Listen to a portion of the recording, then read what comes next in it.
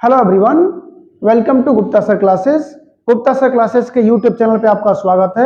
आज हम लोग क्लास 10 का लाइट लेसन का रिफ्रैक्शन ऑफ लाइट के बारे में डिटेल से इंट्रोडक्शन जानेंगे।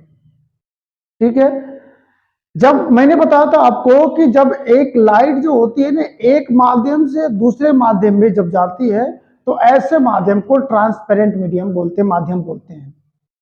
तो जब प्रकाश किरण एक माध्यम से दूसरे माध्यम में जाती है, when ray of light passes from one medium to another medium, then it bends its way, वो अपना रास्ता क्या करती है, अपने रास्ते से मुड़ जाती है। और इस घटना को हम लोग क्या बोलते हैं, प्रकाश का अपवर्तन, यानी कि refraction of light. The phenomenon of bending of light from its original path on entering another medium is called refraction of light। means जब प्रकाश का किरण एक माध्यम से दूसरे माध्यम में जाती है तो अपने रास्ते से क्या होती है, मुड़ जाती है। इस घटना को हम लोग क्या बोलते हैं, प्रकाश का अपवर्तन बोलते हैं। और ये ऐसा इसलिए होता है कि जब प्रकाश किरण एक माध्यम से दूसरे माध्यम में जब जाती है तो उसके स्पीड में चेंजेस आते हैं। जैसे अगर मैं आपको डेली लाइफ का एग्जांपल लूं तो मान लीजिए आप किसी भी मीडियम में जब जा रहे हैं तो अगर वो डेंसर मीडियम है तो वहां पे यानी कि डेंसर जगह है, घना आबादी वाला जगह है, तो वहां पे अगर साइकिल अगर आप चला रहे हो या बाइक आप चला रहे हो तो उसकी स्पीड क्या हो जाती है, कम हो जाती है। वैसे ही लाइट जब किसी डेंसर मीडियम में जाती है तो वहां पे उसकी स्पीड क्या होती है, कम हो जाती है। और वही जब लाइट की किरणें जब किसी विरल यानी कि रेयरर मीडियम में जाती है तो क्या होती है, लाइट क्या होती है, उसकी स्पीड बढ़ जाती है। अच्छा, इसी अपवर्तन के कारण ही आपने अपने डेली लाइफ में बहुत से एग्जाम्पल देखे होंगे, जैसे कि ट्विंकलिंग ऑफ स्टार्स। स्टार जो ट्विंकलिंग करते हैं वह भी एक टाइप का अपवर्तन ही होता है। जैसे कि जब प्रकाश किरणें स्टार से चलती हैं तो उनको विभिन्न माध्यमों से गुजरना होता है और उन विभिन्न माध्यमों में डिफरेंट मीडियम्स में जो स्पीड होती है लाइट की वह डिफरेंट होती जाती है। और जब जब स्पीड ऑफ लाइट चेंज होती है उस समय जो स्टार का जो होता है वो जो ब्राइटनेस होता है ये कम या अधिक होता है, जिसके कारण क्या होता है, स्टार्स आपको ट्विंकलिंग करते हुए आपको दिखाई देते हैं। यानी कभी उनकी लाइट ज्यादा होती है, कभी लाइट क्या होती है, कम होती है, क्योंकि स्पीड की लाइट जो होती है कम या अधिक होती रहती है। ठीक है, अब और भी एग्जांपल्स हैं आपके डेली लाइफ में। जैसे कि आप अगर एक रॉड को, छड़ को आप पानी में डालकर रखते हो ना, छड़ का जो भाग पानी के ऊपर रहेगा वो सीधा तो होगा, लेकिन पानी के अंदर वाला जो भाग होगा वो थोड़ा सा आपको मुड़ा हुआ टेढ़ा दिखाई देता है। ये होता है रिफ्रैक्शन ऑफ लाइट के कारण ही, क्योंकि जब लाइट एयर में होती है तो उसकी स्पीड कुछ अलग होती है, जैसे ही वो वाटर में इंटर करती है तो उसकी स्पीड क्या हो जाती है, अलग हो जाती है, जिसके कारण क्या होता है, स्पीड चेंज होने के कारण क्या होता है, जो रिफ्रैक्शन होता है वो जो आप रॉड डाले रहते हैं वो थोड़ा सा टेढ़ा दिखता हुआ प्रतीत होता है। ठीक है, उसके ऐसे ही एक और एग्जांपल है, जैसे कि आप देखोगे कि अगर सिक्के को डालेंगे पानी में तो सिक्का जो होता है वो थोड़ा ऊपर उठा हुआ, जितनी गहराई पे होता है उतनी गहराई पे नहीं दिखाई देता आपको, ऐसा लगता है कि कम ही गहराई पे है। ऐसा रिफ्रैक्शन ऑफ लाइट के कारण ही होता है, क्योंकि पानी में जब रे ऑफ लाइट जाती है तो उसकी स्पीड क्या हो जाती है, कम हो जाती है, और स्पीड कम होने के कारण सिक्के का जो इमेज होता है वो अंदर से ऊपर की तरफ बनता है। वैसे ही आप कभी नदी वगैरह में जाएंगे या फिर किसी नहर वर्ष के पास से जब आप गुजरेंगे तो नहर ज्यादा गहरा होता है, लेकिन जब पानी जब क्लियर रहता है तो आपको ऐसा लगता है कि वो ज्यादा गहरा ही नहीं है, क्योंकि उसकी मिट्टी ऊपर की तरफ उभी हुई दिखाई देती है। क्योंकि जैसे रे ऑफ लाइट इंटर करती है तो पानी में जैसे इंटर करेगी या पानी के बाद से वो धरती पे इंटर करती है, धरती तो एक होता है ट्रांस ओपेक मीडियम होता है, सॉरी, तो वहां पे भी जो उसका जो इमेज होता है वो ऊपर तरफ उठा हुआ दिखाई देता है। वेरियस एग्जाम्पल्स हमारे डेली लाइफ में, ठीक है, उन एग्जाम्पल की वजह से हम एग्जाम्पल से हम समझते हैं रिफ्रैक्शन ऑफ लाइट के बारे में। तो क्या होता है रिफ्रैक्शन ऑफ लाइट? जब प्रकाश किरण एक माध्यम से दूसरे माध्यम में जाती है तो उसके स्पीड में चेंजेस आते हैं, जिसके कारण वह अपना रास्ता भूल जाती है। मैंने एग्जाम्पल बताया है कि खूब एक क्या है, एक रोड है, खूब भरा हुआ रोड है, तो उस पर बाइक चलाएंगे तो ज्यादा एक्सीलेटर तो नहीं लोगे ना, धीरे स्पीड से, कम स्पीड से जाएगी, क्योंकि वहां पे डेंसर इलाका है। लेकिन वही जब रास्ता एकदम खाली मिल जाए आपको, चमकाते हुए चले जाओगे, गाड़ी का स्पीड रुकेगा नहीं। इसका मतलब क्या है कि जब रेयरर मीडियम था तो स्पीड आपकी बाइक की ज्यादा होती थी, और जब डेंसर मीडियम होता था तो बाइक की स्पीड क्या होती थी?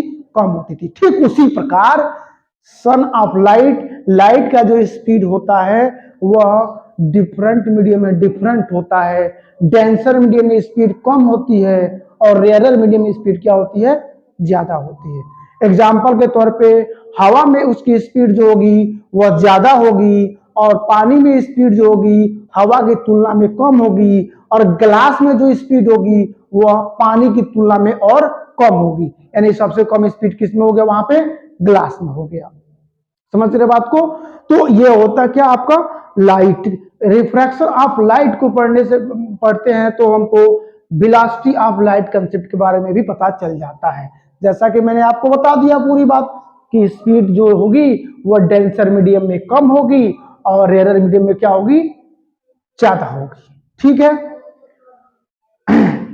अब आपको ये फिगर से समझते हैं। मान लीजिए ये रे ऑफ लाइट है, इंसिडेंट रे एओ है, एओ रे इंसिडेंट रे है, और ये ए से ओ पर ये पॉइंट ऑफ इंसिडेंट पे गिरती है तो इस पे खींचेगा, नॉर्मल, ये नॉर्मल होता है ये। अब इसको जाना चाहिए था एकदम सीधे, आप समझ रहे हो ना बात को? जाना चाहिए था एकदम सीधे, क्योंकि मीडियम 1 से मीडियम 2 में जा रही है, तो जाना चाहिए था सीधे ना, लेकिन नहीं, वो अपना रास्ता भूल जाती है। वो रास्ता या इससे क्या हो गया? दूर हट गई। जाना चाहिए था सीधे, लेकिन यहाँ दूर हट जाती है, या तो पाई इसके पहले झुक जाती है, या तो दूर हट जाएगी, नॉर्मल से दूर हट जाएगी, या फिर नॉर्मल की तरफ क्या हो जाएगी? झुक जाएगी। ऐसा इसलिए होता है कि मान लो अगर ये डेंसर मीडियम होता और ये रेयरर मीडियम होता, अगर ये डेंसर होता और ये रेयरर होता तो स्पीड इसमें कम होती, इसमें ज्यादा होती। तो स्पीड अगर इसमें ज्यादा होगा सेकेंड मीडियम में, तो जैसे ही जाएगी तो स्पीड बढ़ेगी, तो नॉर्मल से क्या दूर हट जाएगी। ठीक है, लेकिन अगर मान लो ये रेयरर मीडियम होता और ये होता डेंसर मीडियम, तो स्पीड क्या हो जाती? इसमें कम हो जाती, तो नॉर्मल की तरफ क्या हो जाएगी? झुक जाएगी। आई बात समझ में? तो क्या होता है? when ray of light passes from denser medium to rarer medium then it bends towards the normal।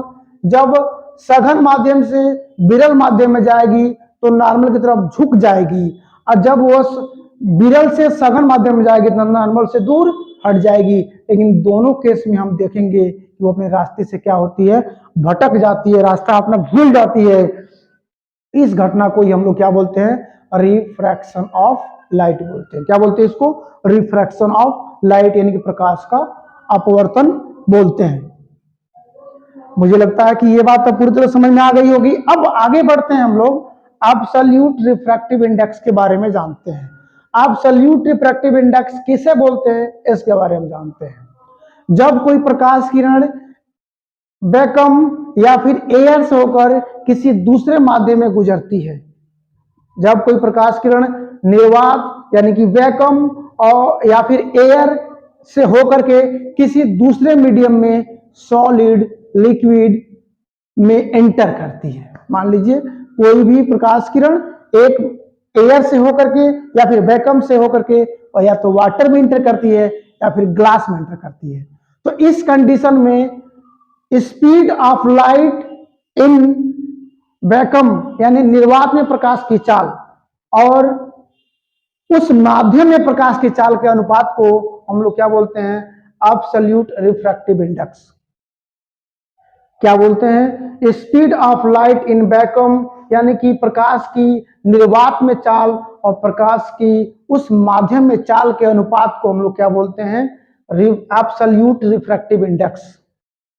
क्या बोलते हैं, एब्सोल्यूट रिफ्रैक्टिव इंडेक्स। इसको यन से डिनोट करते हैं, यन इक्वल सी बाई पी, जहां पे सी क्या है, प्रकाश की चाल है वैक्यूम में, और जहां पे वी क्या है, प्रकाश की चाल है जिस मीडियम में वो एंटर करी है। मान लो कि प्रकाश की किरण एयर से होते हुए ग्लास में एंटर करती है। मान लीजिए प्रकाश किरण एयर से होते हुए ग्लास में एंटर करती है, तो उस कंडीशन में क्या होगा कि यन ग्लास यानी कि रिफ्रैक्टिव इंडेक्स ऑफ ग्लास निकालेंगे, तो क्या होगा, speed of light in air by speed of light in glass. ठीक है, तो हम जानते हैं इसको कहेंगे ए एन जी, यानी कि refractive index of glass regarding to air, यानी कि एन जी कितना हो जाएगा आपका, ये speed of light in air हो जाएगा 3 × 10⁸, और speed of light in glass, speed of light glass में कितना होता है 2 × 10⁸, यानी कितना मिल जाएगा 1.5। तो रिफ्रैक्टिव इंडेक्स कितना मिल जाएगा ग्लास का 1.5।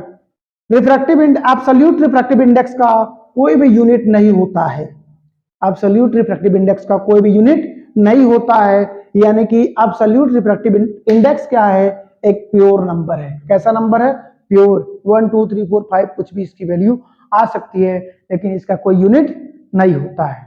तो एक बार फिर से रिकैप कर लेते हैं, क्या पढ़ा हमने, refraction of light, the phenomenon of bending of light by passing one medium to another medium is called refraction of light. Why this happens? Because of change of speed of light in different medium. ये ऐसा इसलिए होता है कि एक medium से दूसरे medium में जाते हैं तो स्पीड ऑफ लाइट क्या होती है, चेंज होता है। और ये पूरी बात मैंने आपको समझा दिया। इसमें जो भी बात आपको समझ में नहीं आ रही हो इसको कमेंट बॉक्स में लिखिए, और लाइक कीजिए, सब्सक्राइब कीजिए, और अपने दोस्तों में शेयर कीजिए। धन्यवाद।